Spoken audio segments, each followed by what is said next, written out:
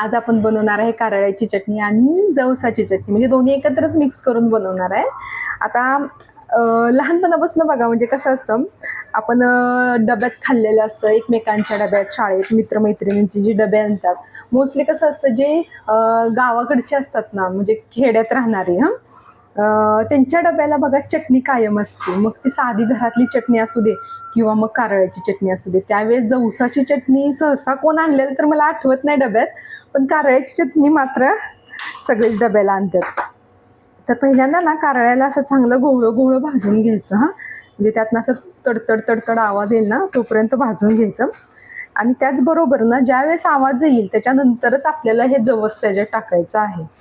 हे दोन्ही सुद्धा एवढं छान आहे ना खायला. आपल्याला माहिती आहे त्याचे सगळे गुणधर्म काय, जसं की जवसातनं फॅटी ॲसिड मिळतं, केसांसाठी चांगलं असतं, त्वचेसाठी चांगलं असतं, आणि त्याच्यातनं कारळ्यातनं आपल्याला छान लोह मिळतं.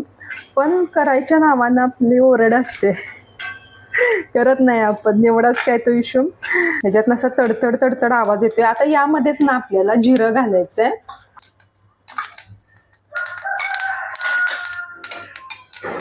गॅस बंद करून टाकायचा, कारण की हे लगेच भाजलं जातं जास्त. काही ठिकाणी यामध्ये खोबरं सुद्धा घालतात. जर तुम्हाला आवडत असेल तर तुम्ही बिनधास्त खोबरं घालू शकता. मी थोडंसं घालते यामध्ये.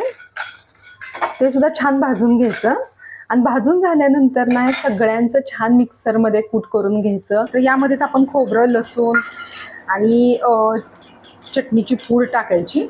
आता मी घरी तर केलेली नाही, बाहेर विकत आणलेली पूड आहे, तीच मी टाकते.